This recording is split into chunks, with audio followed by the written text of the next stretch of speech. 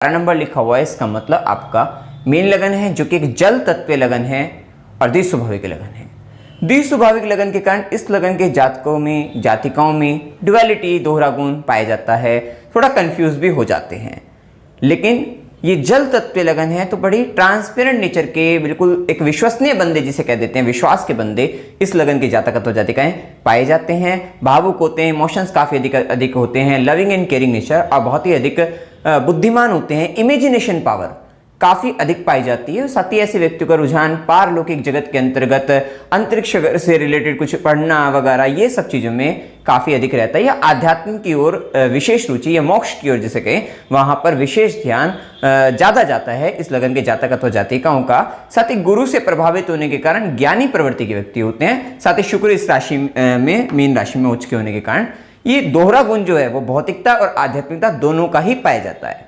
साथ ही मीन लगन के कारण इसके अंतर्गत दो मछली एक दूसरे के पीछे दौड़ती है, जिसके कारण यहां प्रभाव ये रहता है कि व्यक्ति में कंपटीशन का गुण जो रहता है वो काफी अधिक पाया जाता है। और हमेशा एक व्यक्ति का साथ, व्यक्ति हमेशा चाहता है कि एक व्यक्ति का साथ मिल जाएगा तो मैं जितना भी कंपटीशन है उन सबको निकाल देंगे, उन सबसे आगे निकल जाएंगे, मतलब वहां पर वो सब चीज क्लियर या कवर कर लेंगे। अब देखिए वर्ष 2023 के अंतर्गत सबसे पहले हम गुरु के गोचर को देखें तो ये गोचर 22 अप्रैल 2023 तक आप काफी सेफ साइड रहेंगे कि 22 अप्रैल 2023 तक गुरु मीन राशि में स्वराशि होकर गोचर करेंगे। लेकिन शनिदेव का गोचर 17 जनवरी 2023 से कुंभ राशि में हो जाएगा। तो एक चेंज तो आपका 17 जनवरी 2023 से ही आ रहा है कि 17 जनवरी 2023 से आपका आय भाव का स्वामी व्यय के भाव में जाकर 12वें घर में जाकर स्वराशि हो रहा है, अपनी मूल त्रिकोण राशि में जा रहे हैं। तो ये नेगेटिव नहीं है, पॉजिटिव है। जो कुछ इसमें नेगेटिव होगा वो भी बताया जाएगा और पॉजिटिव भी बताया जाएगा। साथ ही राहु का गोचर 30 अक्टूबर 2023 तक मेष राशि में रहेगा। मतलब लगभग अभी तो राहु पूरे साल भर ही, मतलब 30 अक्टूबर तक ये मेष राशि में द्वितीय भाव में गोचर करने वाली है।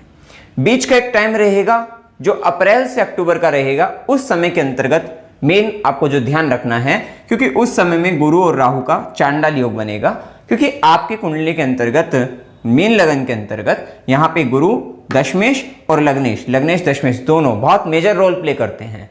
क्योंकि एक व्यक्ति की बुद्धि, एक व्यक्ति का खुद का जो शारीरिक रूप से शारीरिक बल कहें वो सब चीजें और उसके कर्म, तो अगर वे ही कहीं ना कहीं किसी गलत डायरेक्शन में हो गए तो सब कुछ उथल पुथल जीवन के अंतर्गत हो जाता है।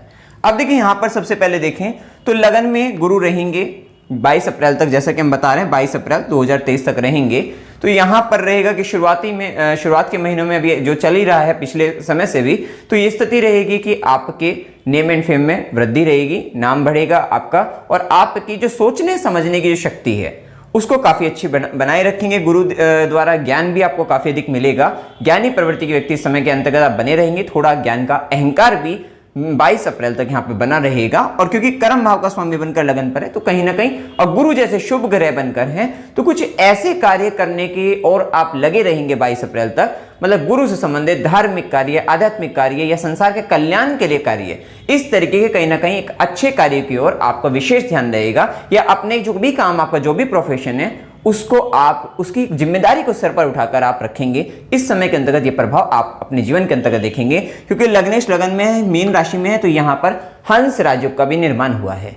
तो इस समय आपकी सामाजिक रूप से एक छवि बढ़िया बनती हुई नजर आएगी। धार्मिक व्यक्ति के रूप में दुनिया आपको देखेगी। धार्मिक, आध्यात्मिक, ज्ञानी प्रवृत्ति का व्यक्ति, या विशेषतः गुरु का संबंध जो रहता है धर्म से, क्योंकि 9th हाउस के कारक होते हैं नवम भाव के, तो धर्म जो रिलीजन है उससे रिलेटेड ज्यादा आपको धार्मिक तौर पर दुनिया देखती हुई नजर आएगी। साथ ही आपका जो वजन रहेगा वो 22 अप्रैल तक अभी बढ़ता हुआ नजर रहेगा।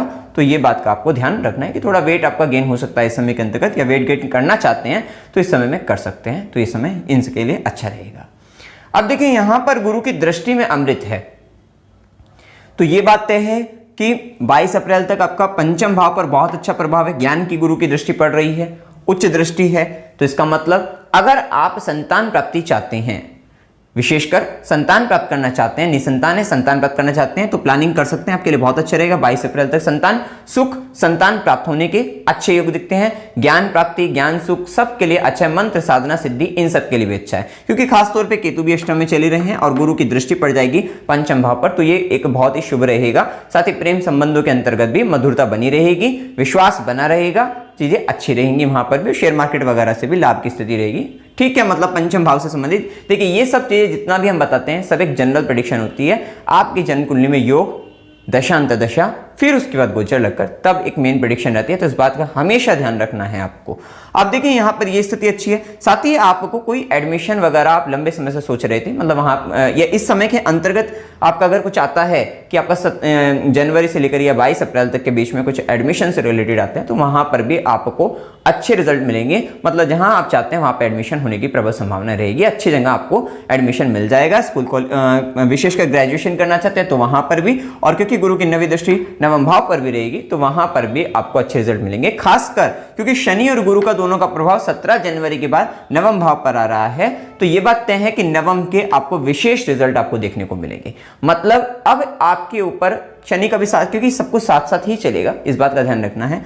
तो यहां पर जब शनि का भी प्रभाव, गुरु का भी प्रभाव दोनों का आएगा तो आपके ऊपर पिता की जिम्मेदारी आ सकती है, क्योंकि दशम दृष्टि है शनि की, और वहां पर थोड़ा फाइट करके, क्योंकि वृश्चिक राशि भी है, गुरु की भी भाग्य की दृष्टि है। तो जब तक 22 अप्रैल तक गुरु है तब तक तो कोई बहुत मेजर इशू नहीं। तो यहां पर ये रहेगा कि आपका जो ग्रेजुएशन, हायर एजुकेशन करना चाहते हैं, पीएचडी वगैरह या हायर एजुकेशन के अंदर जो भी कुछ आप करना चाहते हैं, तो वहां पर, या फॉरेन से रिलेटेड भी करना चाहते हैं कुछ आकर, तो वहां पर आपको अच्छा फायदा, अच्छा लाभ आपको प्राप्त हो जाएगा। वो सब आप कर सकते हैं। साथ ही पिता को लेकर, धर्म के अंतर्गत या गुरु को लेकर कुछ बड़े जिम्मेदारी, बड़े कर्म आपको करने पड़ सकते हैं। और 22 अप्रैल के बाद, क्योंकि गुरु की दृष्टि तो यहां से हट जाएगी, फिर नवम भाव पे केवल शनि रहेंगे, तब वहां पे कुतर्क या फिर वहां पर थोड़ी फाइटिंग, पिता को, गुरु को लेकर, धर्म संबंधित कार्यों को लेकर, या फिर हायर एजुकेशन के अंतर्गत वहां पर थोड़ी फाइटिंग रहेगी। लेकिन इससे पहले समय इतना बढ़िया है कि हर तरीके के कर्म वहां पर आप उससे संबंधित करते हुए नजर आओगे, और इसका संबंध आएगा ही आएगा, क्योंकि गुरु और शनि दोनों का प्रभाव जब किसी भाव पर आ जाता है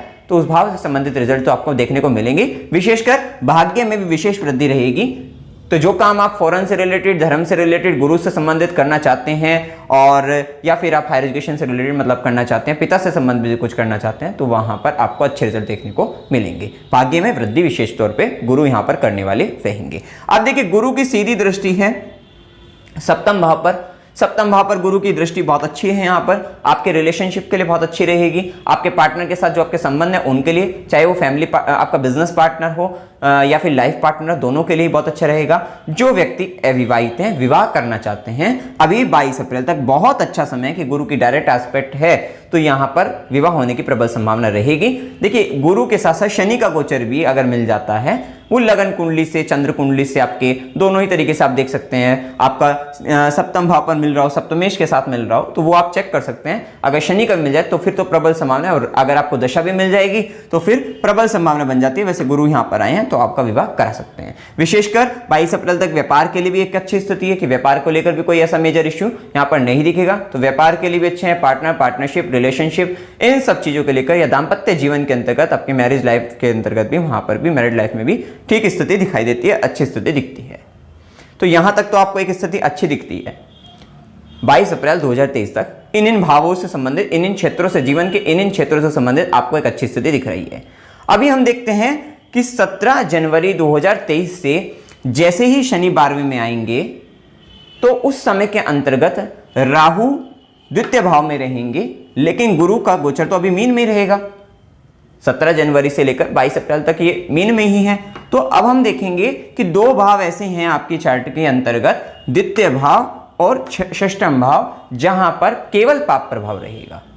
मतलब आपके द्वितीय भाव पर शनि की दृष्टि रहेगी, राहु का प्रभाव रहेगा, और षष्ठम भाव पर शनि की दृष्टि और राहु की 5वीं दृष्टि पड़ने वाली है। अब इस समय के अंतर्गत आपको विशेष ध्यान रखना है कि 17 जनवरी 2023 से 22 अप्रैल के बीच का समय आपके जीवन के अंतर्गत यहां इन दोनों भावों से संबंधित कुछ नेगेटिव घटनाएं हो सकती हैं। अब यहां पर होगा क्या आपका, कि आपका देखो वाणी में कड़वाहट आ सकती है। एक तो वाणी कड़वी हो सकती है, झूठ बोलने का ज्यादा प्रभाव रहेगा, बहुत अधिक झूठ बोलते हुए नजर आएंगे, और थोड़ा खान पान उस पर ध्यान रखना है। और कुटुंब के अंतर्गत, परिवार के अंतर्गत आपका विशेष संघर्ष आएगा, क्योंकि तीसरी दृष्टि है, संघर्ष की दृष्टि है, राहु है, तो यहां पर परिवार के अंतर्गत एक विद्रोह जैसी स्थिति, संघर्ष की स्थिति, वो भी आपको फेस करनी पड़ेगी इस समय के अंतर्गत। और आपका द्वितीय भाव के अंतर्गत आपका संचित धन है, तो संचित धन, सेविंग को लेकर कुछ मेजर इश्यूज यहां पर आ सकते हैं।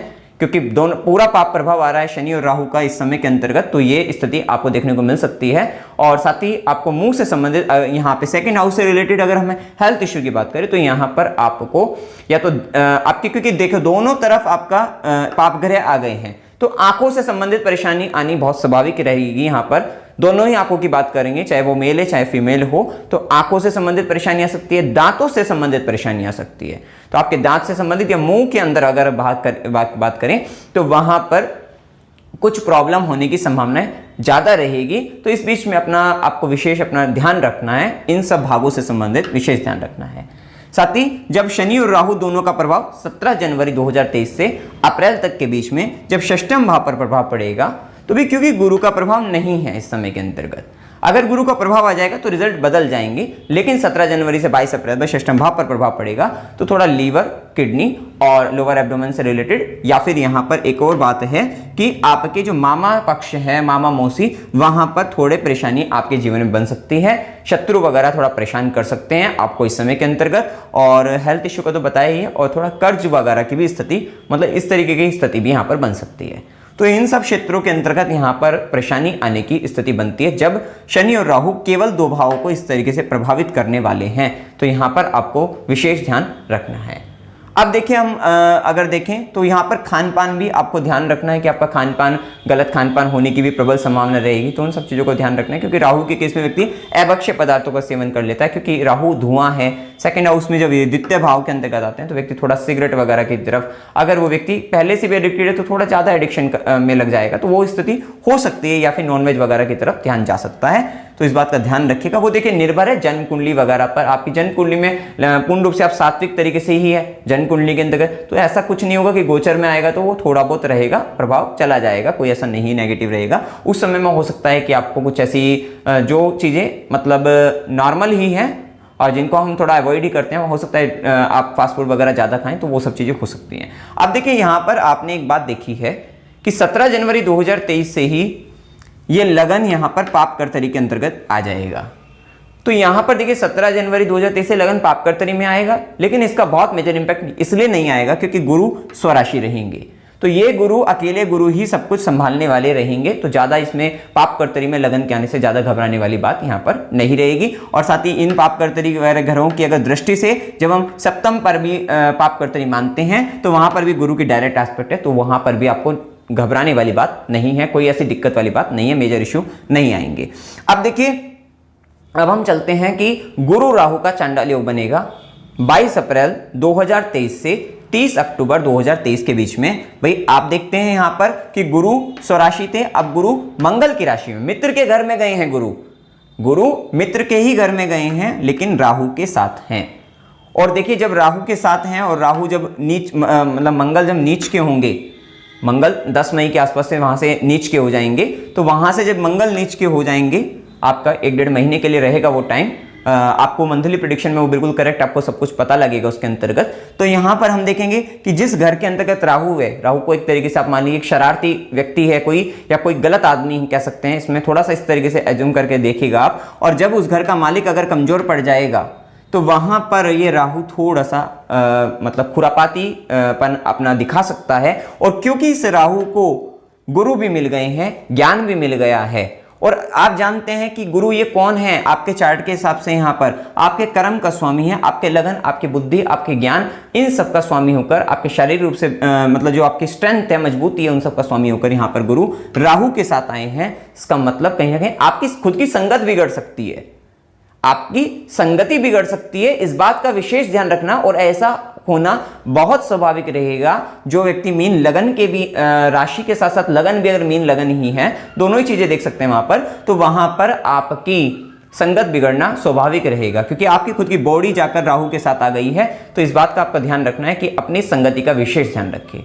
अब इस समय में होगा क्या कि देखिए, संगति जब बिगड़ जाती है और गुरु जैसे ज्ञान के ग्रह हैं और उनको राहु का जो भी ये संयोग बनता है, तो व्यक्ति अपने ज्ञान का गलत उपयोग करता है। अपने कर्म क्षेत्र के अंतर्गत व्यक्ति क्योंकि कर्म भाव के स्वामी बनकर भी है, तो वो अधिक धन की लालसा को, क्योंकि राहु की यहाँ पे लालसा क्या है, धन को लेकर ज्यादा बढ़ रही है, तो धन को लेकर जो लालसा बढ़ रही है, वहां पर कुछ ना कुछ आप गलतियां करते हुए दिखाई देंगे। मतलब वहां पर या तो आपके साथ कुछ धोखा हो जाए, चीटिंग हो जाए, फ्रॉड हो जाए, इस तरीके का हो सकता है, या फिर कहीं ना कहीं आपको गलत लोग मिल रहे हैं, गलत लोगों के साथ जुड़कर आप काम कर रहे हैं, तो वो स्थिति हो सकती है। अब यहां पर अगर हम थोड़ा पॉजिटिव की तरफ देखें, पॉजिटिव सोचने की तरफ सोचें, तो यहां पर आप देखो, क्योंकि इस समय के अंतर्गत हमने एक बात और कही है, क्योंकि आय भाव का स्वामी बनकर शनि 12वें के अंतर्गत है, तो ये समय क्या है कि आपकी आय कहीं ना कहीं फॉरेन से आ रही है, विदेश से आ रही है, दूर दूर के देश प्रदेशों से आ रही है। तो वहां के लोग, अगर आप फॉरेन के लोगों को देखें तो उसको हम राहु से कनेक्ट करते हैं, तो यहां पर आपको क्या मिला है, राहु मिल गया है। इसका मतलब क्या है कि हो सकता है कि आपकी जन्म कुंडली के अंतर्गत अगर विदेश से,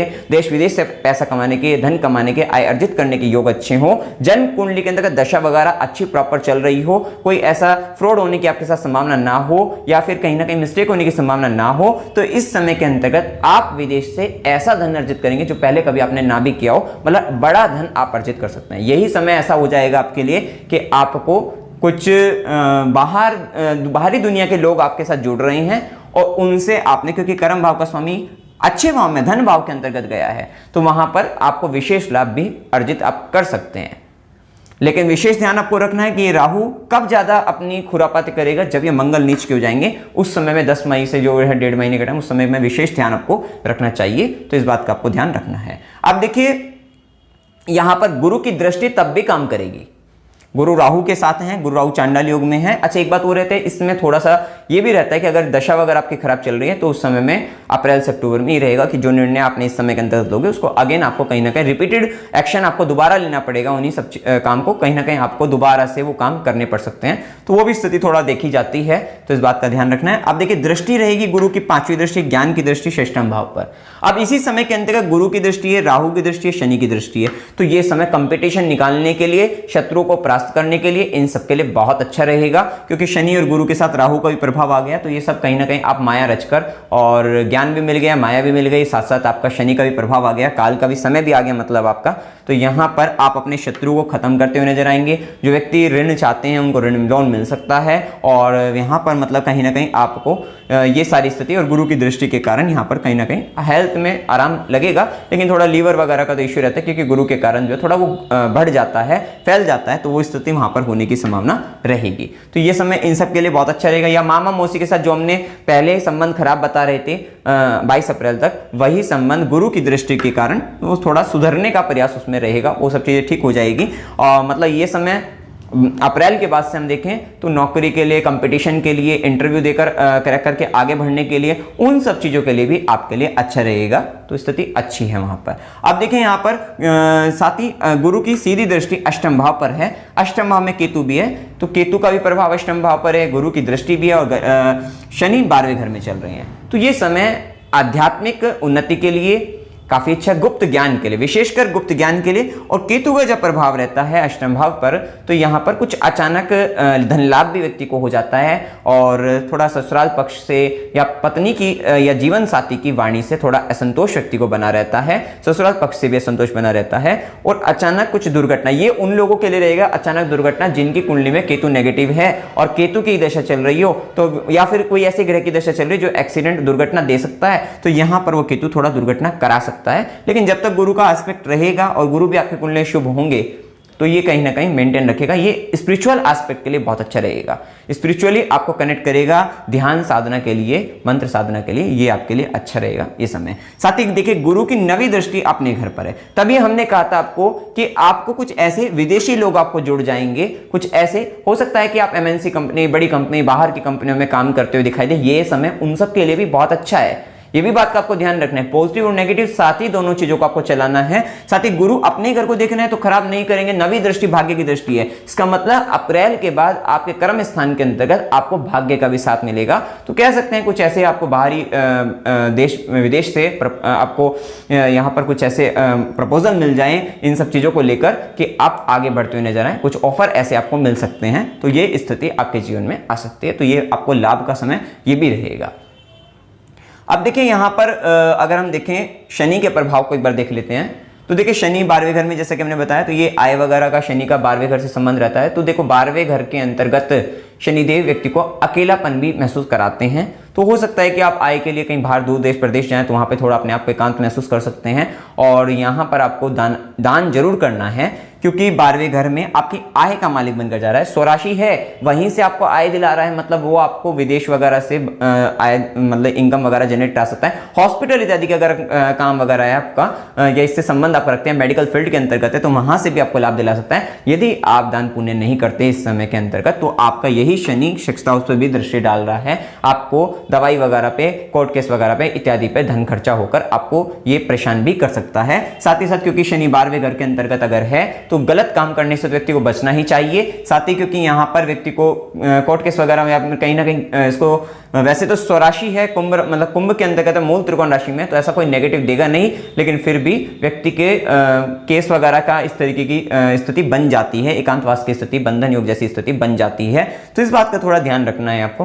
वैसे जब तक गुरु का प्रभाव अच्छी स्थिति में, तो कोई ऐसे मेजर इश्यूज नहीं आएंगे इस समय के अंतर्गत, तो ये बात का ध्यान आपको रखना है। शनि की दशम दृष्टि जैसे कि मैंने बताया, अभी देखिए शनि का प्रभाव जब 12वें में, तो मेजर रेस्पॉन्सिबिलिटी आपको 12th हाउस को लेकर है। मतलब आप अपने गुरु का आश्रम है, वहां पर 12वें घर में गुरु का आश्रम है, वहां पर जिम्मेदारी थोड़ा सा निभानी शुरू करिए, उनसे समन्वित काम, क्योंकि शनि की कर्म दृष्टि भी आपके 9वें भाव पर है, तो वहां की जिम्मेदारी, वहां से संबंधित कुछ कर्म आप करने आरंभ करोगे, आपको ये शनिदेव यहाँ पर बहुत अच्छे रिजल्ट, बाहरी देश प्रदेश से आपको बहुत पैसा, बहुत धन आपको अर्जित करे मतलब मिलेगा, आप अर्जित कर सकेंगे, तो वो स्थिति अच्छी रहेगी। बेसिकली यहाँ पर बस अपने परिवार वगैरह का, कुटुंब वगैरह का, क्योंकि शनि की तीसरी दृष्टि है, तो वहां पर आपको दिक्कत आएगी, तो इस बात का आपको ध्यान रखना है।